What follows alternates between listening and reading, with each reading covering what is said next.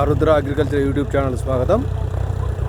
ఈ వీడియోలో మనం ఫ్లవ్ వేసుకోవడం వల్ల మనకు ఎలాంటి ప్రయోజనాలు ఉంటాయి, లాభ నష్టాలు ఏంటి, అదేవిధంగా ఆ ఫ్లవ్ వేసుకోవడం వలన ఎవరికైనా నష్టం ఉంటుందా, ఏ భూములు ఉన్న వారికైనా నష్టం ఉంటుందా, ఎవరు వేసుకోకూడదనే విషయాలు కూడా మనం ఈ వీడియోలో చూద్దాం. ఈ ఫ్లవ్ అంటే లోతైన దుక్కి. ఈ లోతైన దుక్కి మనం కనీసం ఒక 2-3 సంవత్సరాలకు ఒకసారి అయినా మనం ఈ లోతైన దుక్కిని దున్నుకోవాల్సిన అవసరం ఉందన్నమాట. ఇది ఎందుకు మనకు ఏ విధంగా ఉపయోగపడుతుంది అనే విషయాలు ఇప్పుడు చూద్దాం మనం. ఈ ముఖ్యంగా ఈ లోతైన దుక్కి దున్నినప్పుడు మనకు ఈ తుంగ, దారక జాతికి చెందిన ఈ కలుపు ఏదైతే ఉంటుందో తుంగ గడ్డలు కానీ దారక కానీ ఇలాంటివి ఉన్నప్పుడు ఏమవుతుందంటే ఇవన్నీ కూడా మనకు ఈ ఎండిపోవటం, బాగా ఎండలకు ఎండిపోయేసి వాటి సంఖ్య అనేది తగ్గిపోయేసి మనం వరుసగా ఒక 2 సంవత్సరాలు అట్లా వేసుకున్నట్టయితే ఈ మొండి జాతి కలుపు ఏదైతుందో వాటిని నిర్మూలించుకునేందుకు మనకు ముఖ్యంగా ఈ అవకాశం ఏర్పడుతుంది అన్నమాట. ఇది ఒక ఉపయోగం. ఇంకొకటి ఏంటంటే తెగుళ్ళు.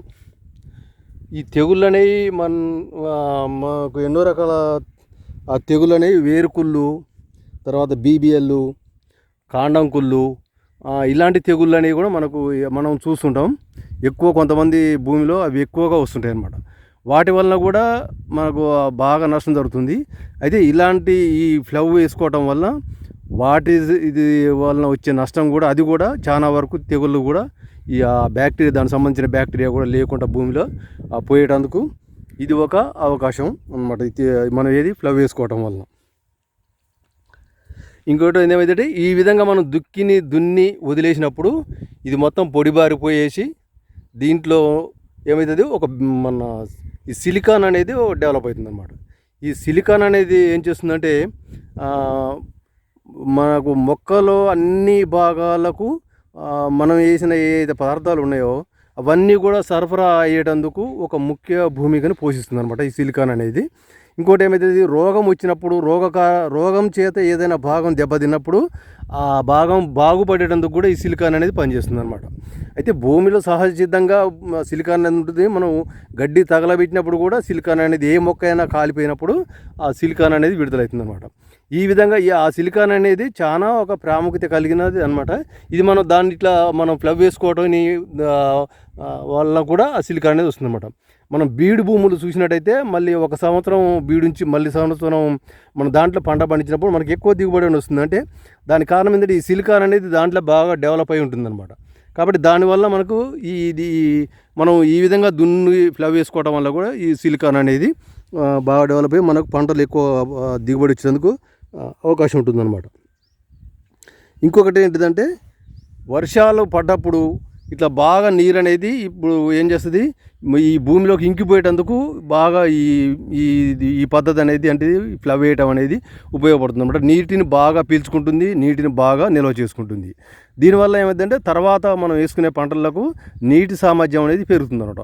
ఈ పెరగడం వల్ల ఏమవుతుందంటే మొక్క నీటి సామర్థ్యం అనేది ఎక్కువ మనం నిలుపుకొని ఉండటం వల్ల భూమిలో మొక్క దానికి అనుగుణంగా నీరు లభించడం వల్ల, తేమ అనేది ఉండటం వల్ల బాగా ఎదిగేటందుకు అది ఉపయోగపడుతుంది అన్నమాట. కాబట్టి ఈ వర్షం వల్ల పడ్డప్పుడు ఈ ఫ్లవ్ వేయటం వల్ల ఈ నీరు అనేది బాగా ఇంకిపోయేసి భూమిలో నీటి సామర్థ్యం కూడా పెరుగుతుంది అనమాట. ఇంకా మనం ఏంటంటే ఇప్పుడు మనం పంట తీయగానే తర్వాత మిగిలిన వ్యర్థాలు ఏదైతే అది పంట తాలూకు వ్యర్థాలు, అది గడ్డి కానీ ఏ చేనైనా కానీ దాని తాలూకు వ్యర్థాలు అనేవి ఉన్నప్పుడు ఏమవుతుందంటే మనం ఈ విధంగా ఫ్లవ్ వేసినప్పుడు అది భూమిలో కలిసిపోతాయి అన్నమాట. ఈ భూమిలో కలిసిపోయినప్పుడు ఏమవుతుందంటే ఈ సేంద్రియ పదార్థం అనేది లోతులో వరకు కూడా ఈ సేంద్రియ పదార్థం అనేది మనకు ఇక్కడ భూమిలో కలిసిపోయి పై పొరలనే కాకుండా కింది పొరల, లోపల పొరల వరకు కూడా సేంద్రియ పదార్థం అనేది కలిసిపోవడం వల్ల వేరు లోపలికి పోయినా కూడా ఈ సేంద్రియ పదార్థం మొక్కకు అందుబాటులో ఉండటం వల్ల అది బాగా మొక్క ఎదుగుదలకు ఉపయోగపడుతుంది అన్నమాట. కాబట్టి మనం వేసిన చెత్త చెదారం ఇదంతా కూడా ఈ ఫ్లవ్ వేసి తిన్నప్పుడు లోపలికి కలిసిపోయేసి మొక్కకు అది కూడా కంపోస్ట్గా మారి మొక్కకు అందుబాటులోకి వస్తుంది అనమాట. కాబట్టి ఈ విధంగా కూడా మనకు అది ఈ ఫ్లవ్ అనేది వేసుకోవడం వల్ల మాకు అది ఉపయోగపడుతుంది అనమాట. ఇంకేంటంటే ఇప్పుడు అందరూ మన డ్రమ్ సీడ్ వేసుకోవటము, ఇంక చల్లుకోవటం ఇలాంటివి చేస్తున్నారు అనమాట. అలాంటప్పుడు ఏమవుతుందంటే ఈ పై పొరల మీదనే మనకు ఈ ఫెర్టిలైజర్ కానీ ఇవన్నీ కానీ అప్లై చేయటం, ఆ వేరు వ్యవస్థ కూడా పై పొరల మధ్య మీదనే ఉండటము, లోపలి పొరల్లోకి పోకపోవటం. కాబట్టి ఈ విధంగా చేయడం వల్ల ఏమైందంటే మొక్క లోపలి వరకు పోకపోవటం వల్ల భూమి లోపల పొరల్లో ఉన్న ఏదైతే మనం వేసిన ఫాస్ఫేటు, పొటాషు ఇలాంటివి అన్నీ ఏదైతే ఉన్నాయో అవి లోపల నిక్షిప్తమై లోపల పొరల్లోకి వెళ్ళిపోతాయి అన్నమాట. అవి కూడా అందుబాటులోకి లేకపోవటం వల్ల వాటిని మనం ఈ విధంగా ఫ్లవ్ వేసినప్పుడు అవి మొత్తం మళ్ళీ తిరిగి మనకు పైకి భూమిలోకి కలిసిపోవడం వల్ల ఆ బ్యాక్టీరియా వాటన్నిటిని మనం మొక్కకు అందుబాటులోకి తీసుకురావడం వల్ల మళ్ళీ మనకు ఈ ఇంకా ఎక్కువ ప్రయోజనం అనేది కలుగుతుంది. అంటే ఫ్లవ్ వేసుకోవడం వల్ల ఈ విధంగా కూడా మనకు ఆ ప్రయోజనం అనేది ఉంటుందన్నమాట. అయితే ఫ్లవ్ని ఎవరైనా సరే వీళ్ళు చౌడు నేలలు ఉన్నవాళ్ళు ఎట్టి పరిస్థితుల్లో ఈ ఫ్లవ్ను మాత్రం వేసుకోరాదు. ఈ మన చౌడు భూములు ఉన్న ఎవరైతే ఉంటారో వాళ్ళు లోతు దుక్కిని అస్సలు దున్నరాదు, మనం ఫ్లవ్ వేసుకోరాదు అనమాట. వేసుకుంటే ఏమవుతుందంటే పైన ఉన్న సేంద్రియ పదార్థం అనేది ఇప్పుడు ఈ పై పొరలనే మనకు ఈ సేంద్రియ పదార్థం అనేది ఉంటుందన్నమాట. దీన్ని ఈ చౌడు నేలలో దాన్ని చెడిపోవడం వల్ల మనకి ఏమవుతుందంటే కింద లోపల పొరలో ఉన్న చౌడు అనేది పైకి వచ్చేస్తుంది అనమాట. వచ్చేసి మనకు అది నష్టాన్ని కలిగిస్తుంది. కాబట్టి మనం ఈ చౌడు నేలలో ఉన్న వారు ఎవరైతే ఉంటారో వాళ్ళు ఇప్పుడు ఈ ఫ్లవ్ జోలికి అస్సలు పోకూడదు. దాని ఇంటి పరిస్థితిలో కూడా ఫ్లవ్ అనేది వేసుకోకూడదు అనమాట. ఇక్కడ నుంచి ఈ పైకి ఉన్నది మనకు ఈ సేంద్రియ పదార్థం ఇక్కడ ఎక్కువగా ఉంటుందన్నమాట.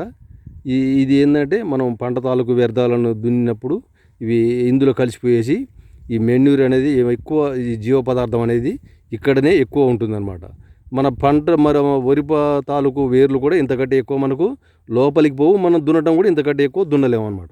ఇప్పుడు ఇది ఇక్కడ చూసినట్టయితే ఇప్పుడు ఇది రెండవ స్టేజ్ అనమాట. ఇప్పుడు ఇది ఇంకా డెప్త్ పోయిందనమాట. ఇప్పుడు ఇక్కడి నుంచి మనకు భూమి లోపల ఇప్పుడు ఆ రంగు మారిపోయేసి ఈ కొత్త మట్టి అనేది మనకు రావడం జరిగిందనమాట. ఈ కొత్త మట్టి వలన ఏమవుతుంది, మనకు భూమి లోపల ఉన్న కొత్త పోషకాలు అంటే భూమిలో అనేక రకాల మనకు magnesium, sulphur, iron, boron, borax ఇలాంటివన్నీ న్యూట్రియంట్స్ అన్నీ కూడా దీంట్లో భూమిలో మనకు ఉంటాయి, ఆల్రెడీ సహజసిద్ధంగానే ఉంటాయి. అవన్నీ కూడా మనకి ఇప్పుడు ఈ పైకి వచ్చేస్తాయి అన్నమాట.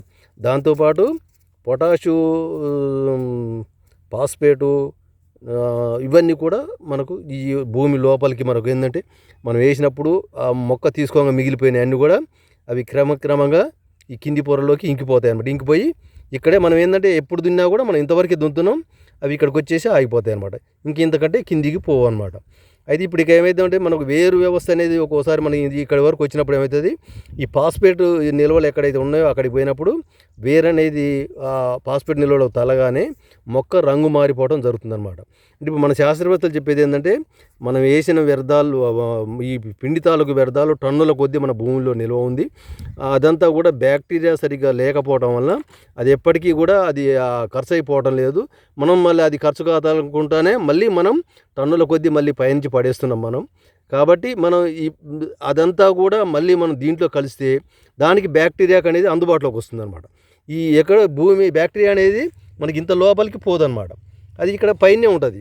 కాబట్టి ఇప్పుడు ఇక్కడ ఈ నిల్వ ఉన్న ఈ ఫాస్ఫేట్ కానీ పొటాషియం నిల్వలు కానీ ఇవన్నీ కూడా మనకు పై పొరలోకి వచ్చినప్పుడు ఇవి భూమి లోపల ఉన్న కొత్త కొత్త పదార్థాలన్నీ కూడా మనకు ఇందులో కలవటం వల్ల మొక్కకు మనం అదనంగా మనం ఇవన్నీ వేసినట్టుగానే వాటికి అందుబాటులోకి వచ్చేసి మొక్క ఎదుగుదలలో మనకు తేడా అనేది మనకు కనిపిస్తుంది అనమాట. ఎందుకంటే ప్లవ్ వేసిన దానికి వేయని దానికి మనకు ఎంతో తేడా మనం గమనించే అవకాశం ఉంది. కాబట్టి మనం ప్రతి 2-3 సంవత్సరాలకు ఒకసారైనా ఈ ప్లవ్ను వేసుకోవటం వల్ల ఇప్పుడు ఈ ప్రయోజనాలన్నీ కూడా ఉంటాయి. చౌడు భూములు ఉన్నవారు తప్ప మిగతా వాళ్ళు వేసుకోవటం వల్ల మనకి ఇప్పుడు చెప్పుకున్న ప్రయోజనాలన్నీ కూడా ఉంటాయి. కాబట్టి రైతులు ఈ విషయాన్ని గుర్తుంచుకొని మీరు తప్పనిసరిగా 2-3 సంవత్సరాలకు ఒకసారైనా మీరు వీలైతే ఈ పెద్ద నాగన్లను కానీ ఈ డిస్క్ ప్లవ్ను కానీ మనం ఏదైనా సరే లోతుగా దున్నేదాన్ని మనం దున్నుకోవడం వలన ఈ ప్రయోజనం అనేది ఉంటుందన్నమాట. ఈ వీడియో నచ్చినట్టయితే లైక్ చేయండి, షేర్ చేయండి, సబ్స్క్రైబ్ చేయండి. మీ ఆరుద్ర మరొక వీడియోతో మీ ముందుకు వస్తూనే ఉంటా. నమస్కారం.